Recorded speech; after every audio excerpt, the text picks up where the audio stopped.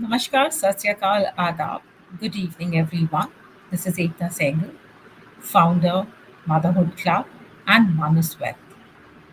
Welcome, everyone, at Wow Mall at the Motherhood Club platform in collaboration with Manus Wealth. Manus Wealth has been in existence for 10 years, and I have been in the field of investments for the last 22 years. And this is an initiative to create financial awareness for one and all, be it a man, woman, or children.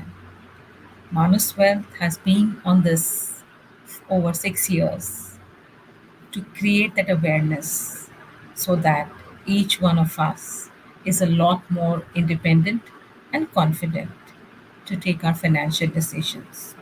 We wait for a few of our friends to join and then take this conversation forward as to what is it that we are discussing today, right? So let's just hang in there for a minute or two and then start our session for the day. Till then, requesting each of you to invite your friends and whoever you feel may benefit out of these conversations.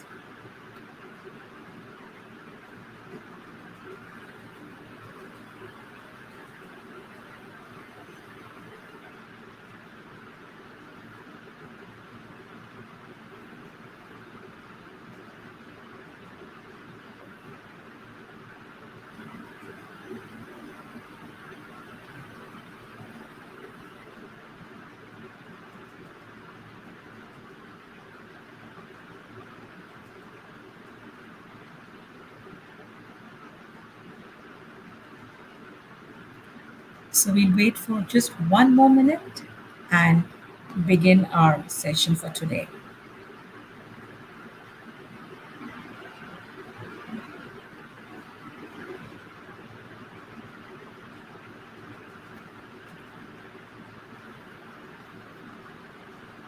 All right.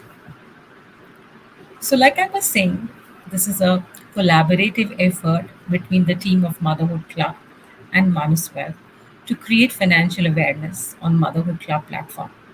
Me being the common thread as the founder for both the organizations, but a collective effort and a thought was put as to how we can simplify and talk about financial literacy in the most easiest of way without putting pressure, without stressing, and without making it overly complicated to talk about financial investments, financial literacy. And why we are doing this? Because we genuinely feel that this is a life skill that is needed by one and all across age groups, be it children, be it adults, be it a man or a woman.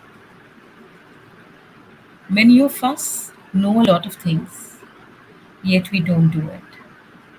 Yesterday, in the Energize Your Environment, Ela took a session where she was trying to correlate our lives with the life of a plant and how we can all individually, collectively energize our environment.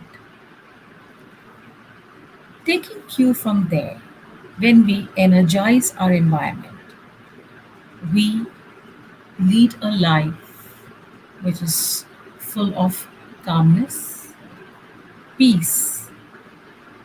You are well thought,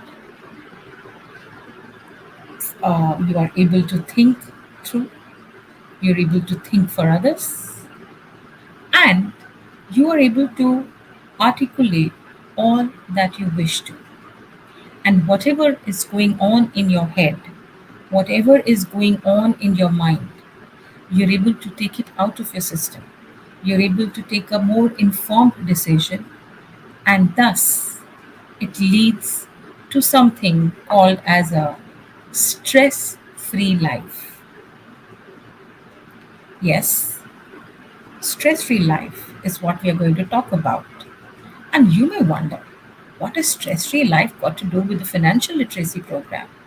But let me remind you all, we've always maintained at Manuswell that finance is so simple to understand, is so easy to comprehend, because when we start understanding ourselves, when we start understanding all around us, we are able to manage our money like this. Of course, I'm not saying that we take away the technicalities that comes, but if that basic understanding is not there, then how do we advance? So, we were talking about a stress free environment. A stress free environment is something we all love and we all want. Yeah. Now, imagine a situation where you're not stress free, you're stressed, and that stress leads to many ailments. But today, specifically, I'm going to touch upon hypertension because Hypertension Day is 17th May. Why am I talking about hypertension? Why am I talking about financial stress? Well, it is important to know certain statistics and facts that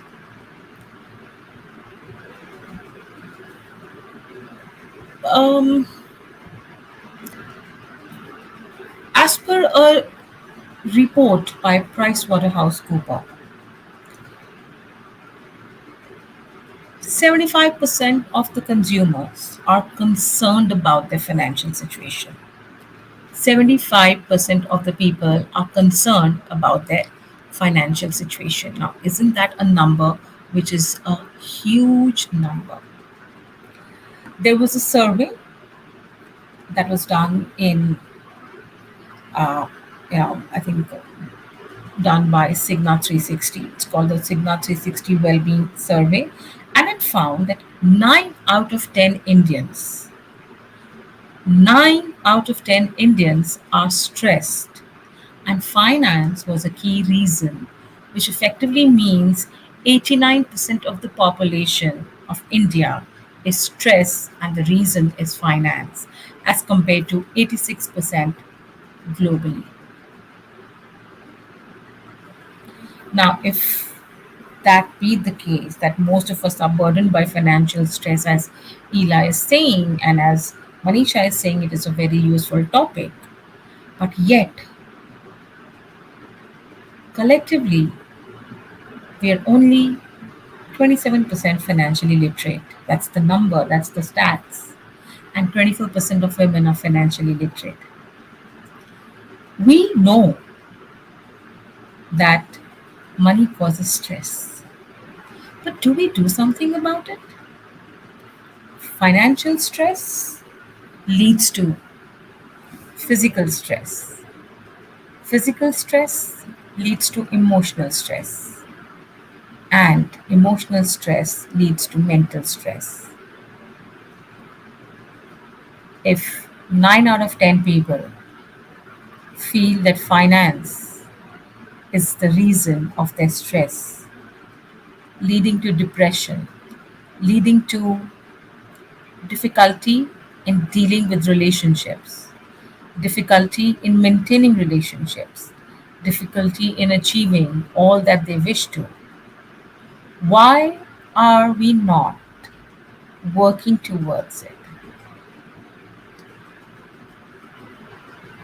The only way that we can reduce this is by working upon our skills, by reading, by honing up our financial skills, by being financially literate. And by being financially literate, I don't mean that you just read about the stock market, read about the other financial markets or what's going on globally, but it also means that you are debt free. आपके ऊपर कोई financial burden नहीं है, कोई loan नहीं है, कोई credit card outstanding नहीं है, और यदि आपके ऊपर कोई लोन है तो उतना ही हो जितना आप संभाल सकते हैं, रीपे कर सकते हैं। ज़्यादातर देखा गया है कि क्योंकि आजकल लोन मिल जाता है आसानी से, हम जितना संभाल पाते हैं, उससे कई गुना ज़्यादा हम कर्ज़ा लेते हैं, क्योंकि हमें ज़िंदगी के ऐशो-आराम चाहिए, लग्ज़रीज़ चाहिए। पर कहीं न कहीं हम ये भूल जाते हैं कि हमें एक बैलेंस बना के रखना है नीड्स, वांट्स एंड डिज़ायर्स में। हम अपना बजट बनाना भूल जाते हैं और उस बजट में हम हमारे किश्तें, क्रेडिट कार्ड की पेमेंट, कितना कर्ज़ा है हम पे, उसको डालना भूल जाते हैं। हम सब हर चीज़ को क्रेडिट पे खरीदना चाहते हैं। ज़िंदगी के ऐश और आराम तो पहले भी होते थे, जब क्रेडिट कार्ड नहीं था। पर जब से ये क्रेडिट कार्ड आया है, यूथ जो है हमारी, the young generation is getting caught in the debt trap. They want to buy an expensive phone. Doesn't matter what their salary is, but they are willing to take a loan and achieve that desire, that wish of theirs, without forgetting that it needs to be repaid.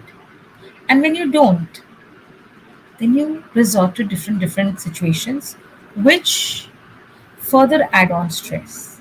And until and unless you come out of the financial trap, the debt trap, you will never be able to advance to make your investments. And what amazes me the most, that whenever we do a session on financial literacy, there are a handful of people who come.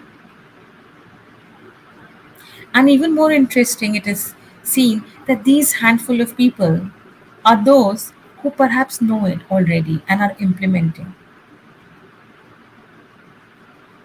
What about the others? Year on year, we fuss. I'm stressed about money. Year on year, these surveys are done that money is becoming an important reason for depression, for frustration, but we still tend to ignore. Loan लेते वक्त हम अक्सर आने वाले financial emergency को ध्यान में नहीं रखते। ऐसी इमरजेंसी में हम अपनी ईएमआई भी नहीं भर पाते और स्ट्रेस बढ़ता जाता है। बिल्कुल सही कहा आपने इला, कि स्ट्रेस तो बढ़ेगा ही ना, जब आपको पता है कि आपने किसी के पैसे लौटाने हैं, और सिर्फ वो पैसे ही नहीं, पर उस पे जो ब्याज है आपको वो भी लौटाना है। और अगर आप अपनी हैसियत से ज़्यादा, अपनी कैपेसिटी से ज़्यादा का उधार लेंगे, तो क्या होगा? वो इमारत तो गिरेगी ना, क्योंकि उसकी फाउंडेशन स्ट्रॉन्ग नहीं है। और ऐसा ही कुछ हुआ था जब 2008 का फाइनेंशियल क्राइसिस हुए थे। तो हमें ये समझना बहुत ज़रूरी है कि finance is one of the major reasons that causes stress in our life. I want to ask every one of you, what are you doing about it? What are you doing to have a de-stressed life which will lead to a happy life and will energize your environment? Everything in life is correlated. If anybody would answer, I'll be happy. Or if anybody would like to share that what are you doing to reduce this stress? Because this stress is causing you hypertension, blood pressure, which is a silent killer. Hypertension leads to many other issues in life, medically. I'm not a doctor, but I have seen it firsthand. And then starts the process of medication, then starts the process of other issues, visiting doctors, spending money on your ailment, thereby further adding on to stress. आप ये बताइए कि loan लेते वक्त हम किन बातों का ध्यान रखना चाहिए? साथ ही ये भी बताइए कि शेयर में इन्वेस्ट करते वक्त किन बातों का ध्यान रखना चाहिए? देखिए, मुझे लगता है कि जब हम कर्ज़ा लेते हैं, हमें कर्ज़ा उतना ही लेना चाहिए जो हमारी इनकम हमें बता पाएँ कि हम उसे निभा सकते हैं, जिसके लिए हमें अपना बजट बनाना बहुत ज़रूरी है। हमने कई कई समय पहले एक सेशन किया था बजटिंग के ऊपर, जहाँ पे हमने 50-30-20 का रूल बताया था, जहाँ पे नेट ऑफ टैक्स इनकम का 50% for your needs, 30% for your wants, and 20% for savings. But for those who have loan, you need to have to keep aside that 20% to repay your loans. Manisha, how many are such people who use credit card only to pay bills?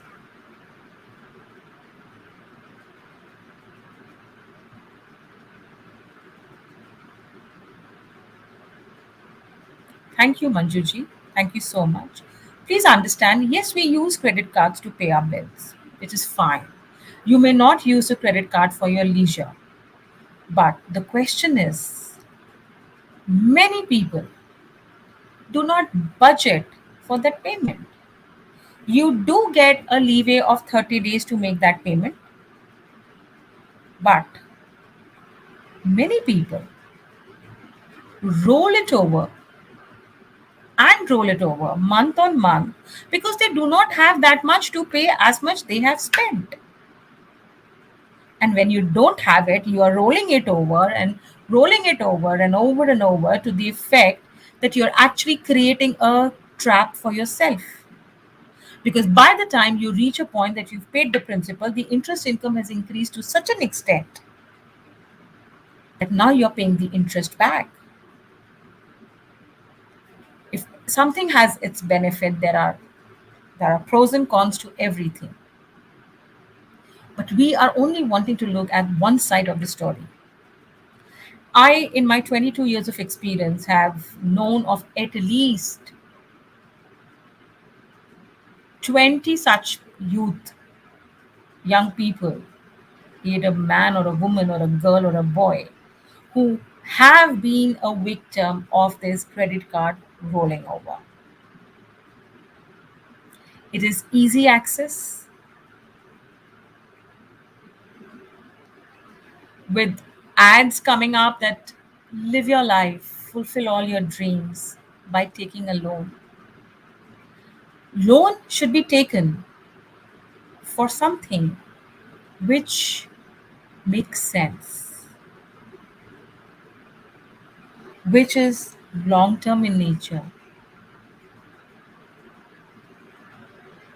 which is giving you a tax benefit, or you're trying to build an asset, an appreciating asset, preferably like a house. But if your potential to pay per month is 50,000 and you end up buying a house worth 5 crores, and where the EMI, say, let's say, comes to about a lakh and a half, do you think you will be able to pay it?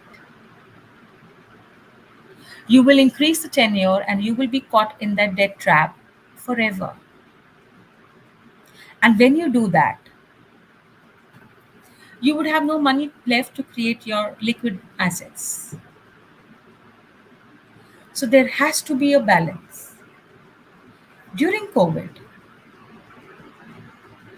many people first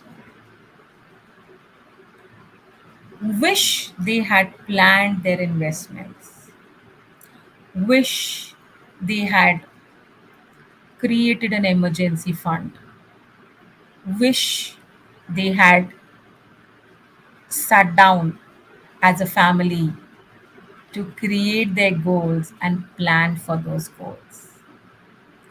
If all of this is done, you automatically reduce financial stress, don't you? Hi, Manju.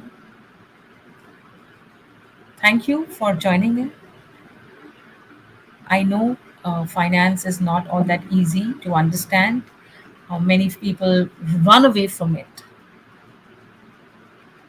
but we are here trying our best to simplify it as far as possible. Awareness of anything is of utmost importance. Many a times, when we go out for our social initiatives and we get to speak to women and young girls who come from the humble background, they tell us how we wish someone made us aware, how we wish such knowledge was shared with us. So we need to understand that our knowledge is going to help us de stress. Our knowledge, our intent to build this life skill in us as well as in our children will help us sail through the most difficult time. If you have a financial stress, you know, it impacts your performance. When it impacts your performance, you sometimes may lose your job, your business may go through a certain situation, and then everything falls like a pack of cards. How do you support yourself? So, whenever you are taking any kind of life changing decision, which may lead to a financial stress, please create an emergency fund. Please create a corpus that will sustain you for a certain period of time until your situation improves. But that can only happen when we are prudent. It boils down to just one thing: you've got to be financially literate. You have to understand the nuances of investments. You don't need to just save, you need to invest. You need to have an open conversation with your family. Stress could happen that you didn't save for your child's education, and your child comes up and says that, hey, I want to go to the US to study. What will you do? You will take a loan and then keep repaying it. But if you start planning from day one, as we discussed earlier, plan from the very beginning, you reduce the stress. As soon as you start working, if you create your budget, if you start investing in small amounts, which gradually will increase because of the compounding effect, you reduce your financial stress in later years. Why wait to invest? I will do it when I'm married, or I will do it when I have my kids. Who stops you to start planning from the very beginning? In the beginning, your expenditures are low, you have perhaps more disposable income, you can manage your lifestyle, and all of that will benefit you not just for your investments but for your life in totality. After all, most diseases that we experience in today's time are basis our lifestyle. So, reducing financial stress is all about change in your lifestyle. It's all about the change in the mind. It's all about being financially literate. It's all about being aware about things, and it's all about knowing yourself. And and I really hope that this 89% of the population which is stressed because of finance, this number is better. You may argue that this number could also be because of drop in salaries, situation changing as it happened during COVID time, businesses going through a cycle, women going through many changes in life wherein you stop working, so you're not able to accumulate so much. But when you can, why not do it at that time? Why do we wait, and why do we give away those years of accumulation, which is typically from the age of 22 to 60, and wait as we near our retirement age or as we near our goal? We don't spend time. So the reason for stress, as much as you may want to put it on finance or your financial well-being, But come to think of it, the reason for stress is you yourself, because you are not planned, you haven't budgeted, you haven't done your goal setting, you haven't been able to identify the timeline by when you need to achieve these goals, and you have not been a conscious investor. Sporadically, here and there, if you invest, it doesn't work. There has to be a discipline, and only that discipline can make you sail through this financial stress. And if you do, just search on financial stress, there is just so much of information that you would get, that you would be like, why? Somebody may stress that, okay, I invest in equities and the markets fell down. Yes, of course, the markets will fall down. Markets are never a straight line. Ups and downs happen in life also. Did you focus on the asset allocation? Did you assess your risk taking ability? Did you actually map your goals with the time period, with the and your risk, along with mapping it to the risk of the investment of the instrument that you are investing in? Was there a mismatch, or were you being overly ambitious and ignoring all of this? Same cases for loans also. He'll answering your question. Let's not go overboard. Let's not get overly leveraged, which is beyond our capacity. See what your repaying capacity is. There are calculations of how you can work upon the number or percentage of insurance that you need. There are calculators that you can identify how much loan you need. But all that only comes in when you actually understand that you need to do this. It is indeed sad that our parents guide us on every aspect of life, vis-a-vis our education, career, marriage, but they skip telling us how to plan and manage finances. Our educational system also choose not to talk about this. Very right, Ela. Unfortunately, I have to agree with you on this. Things are changing a little bit, and I'm delighted to see that. But the problem is that the change only happens when it is being dictated. We are not conscious ourselves. The way we are not conscious about our environment, be it for the plants or for our own self, the way we are not conscious about our mental well being, about our physical well being, we are not conscious enough about our financial well being. We can only crib and fuss, but we repeat the same mistakes generation after generation. I want to ask all the moms and dads here, be honest. Perhaps answer this question to your own self rather than answering it to me. How many of you talk to your children about money matters?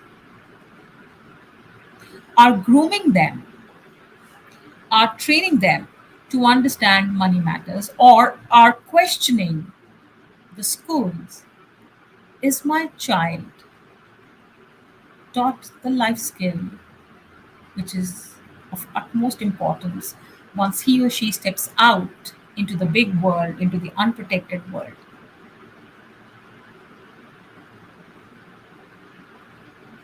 Please answer this question to yourself, not to me. Because I do question this. And I question it more because as a child, me and my brother were exposed to money matters. We were made to understand the nuances of it in a very playful, fun manner. But yet today, after generation, it is still a taboo topic to be discussed with children. And that further leads to stress because when you don't speak to your kids don't know where do we stand. And then they put in a demand, which leads to stress. And then you would go just about doing everything. And many people get caught in the credit card trap. I'm going to come back to it again and again because it's one of the major reasons why financial stress happens. We get about 10, 20, 10, 15 credit cards, use it for different purpose, do not budget it, and boom, that's where it goes. So please understand this is exactly what I wanted to talk to you about today about financial stress and the importance of understanding financial stress in our lives and how that leads to our physical health, mental health, and emotional health. Depression,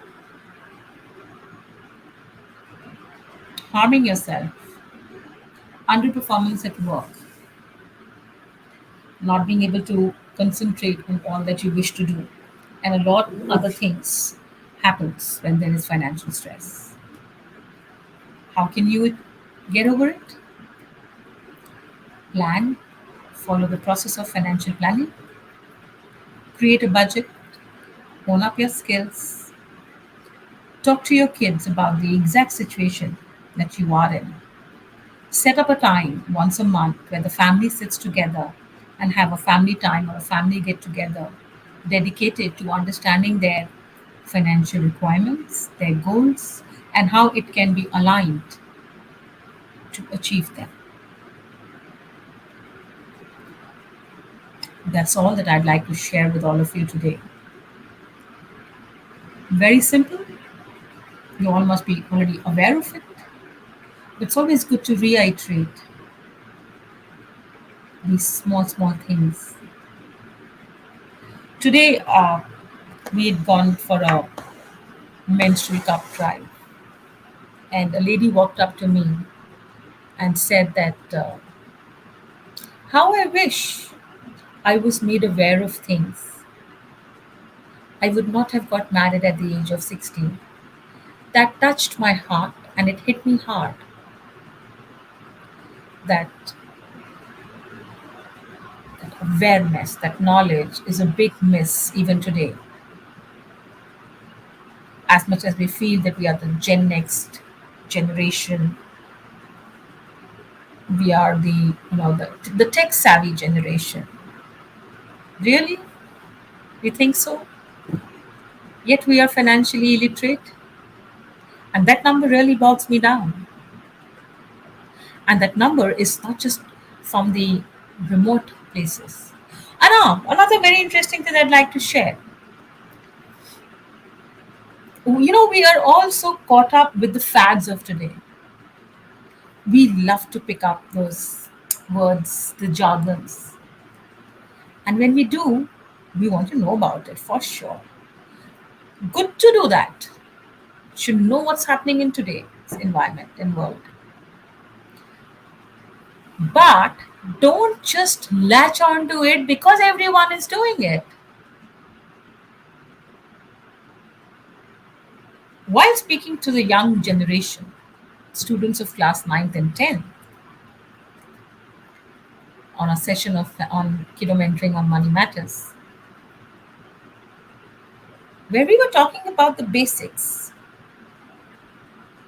There were kids who were keen to know about cryptocurrency. But when we were trying to talk about the basic stuff, they were clueless. What does that convey? That our foundation is weak. We are just trying to absorb what's been given to us at a very superficial level, and hence we shake and we shake quickly. And that happened in COVID like nobody's business. I know it for a fact because I answered those questions of many people. We don't have an emergency fund. We've never created a budget. Or regularly, I don't have money to invest. Really? If you don't have money to invest, and how all the luxuries of life are happening. So, ladies and gentlemen, I'm going to leave you with this thought because I can go on and on and on about this. But the point is for each of us to internalize that what is causing stress to you. And if finance is an important aspect of it, which is causing stress, please work upon it. We are done with our time for today. Thank you, Manju. Thank you so much for acknowledging. And you being a teacher, please try and incorporate this in your schools. We've, as a conscious effort, started talking to schools to create awareness, to talk to students about financial literacy.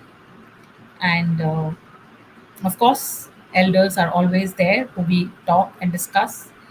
So we will continue to have these conversations. If you have any thoughts, any question that you'd like to be answered, anything that you'd like us to talk about in general, about finance, about investments, anything around health, wealth, and happiness, we are always ready to discuss and share it with you. Bring in the expert and get them answered. And if you don't have the answers, we will get someone to answer those questions. So, everyone, take care, stay safe, and look forward to the Thursday Thought and Friday Funda over tomorrow and day after. And for a very interesting conversation lined up for the 19th of May and 20th of May, which will be beneficial for your physical well being and to know a story of a parent who's dealing with a kid who's different. Wonderful. Thank you so much, Manju. Thank you so much. Mukeshi says, look out for a thought tomorrow. Thank you very much. We look forward to it.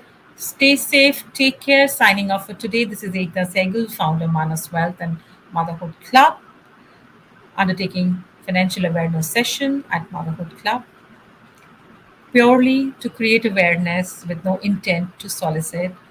No mention of any product, scheme, or returns has been here. Take care. Bye bye. See you. See you next Wednesday. Till then, take care. Stay safe. Bye bye.